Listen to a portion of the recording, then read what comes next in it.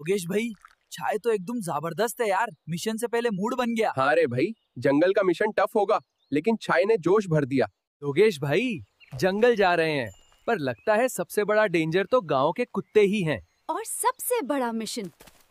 Signal यही कह रहा है दोगेश भाई। कुछ तो जरूर छुपा है इस जंगल में। हाँ भाई, तैयार रहना, कुछ भी हो सकता है।